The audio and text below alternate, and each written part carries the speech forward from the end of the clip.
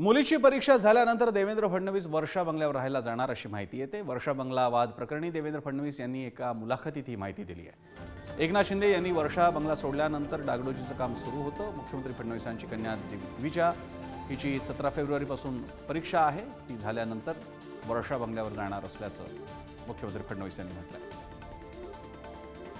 सध्या वर्षा बंगल्यावर मुख्यमंत्री स्वतः आपल्या अधिकृत निवासस्थानी का जात नाहीत असा सवाल झालेला आहे। शिवसेनेचे नेते संजय राऊत यांनी या विषयाला जरा जास्तच हवा दिली आहे आणि आता तर हा विषय जादू टोणा आणि रेड्याचा बळी आणि त्याची शिंग इथपर्यंत गेलेला आहे।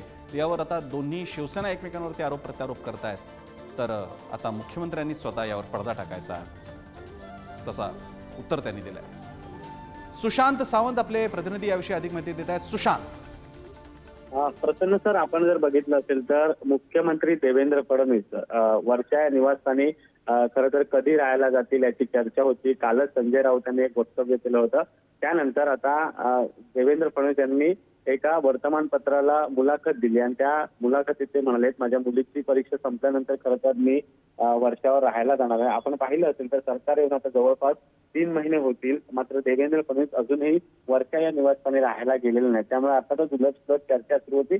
काल संजय राऊत यांनी ज्या पद्धतीने वक्तव्य केलं होतं त्यानंतर खरं तर विरोधक आणि सत्ताधारी देखील आक्रमक झाले होते। त्यावर आशिष शेलार यांनी देखील प्रतिक्रिया दिली होती आणि एकनाथ शिंदेच्या शिवसेनेकडून देखील प्रतिक्रिया आली होती। मात्र आता स्वतः देवेंद्र फडणवीस यांनी याबाबतचं भाष्य केलेलं आहे आणि ते वर्षावर आपण कधी राहायला जाणार याचं त्यांनी वक्तव्य केलेलं आहे। प्रसन्न सर, धन्यवाद सुशांत, तुम्ही दिलेल्या या माहितीबद्दल।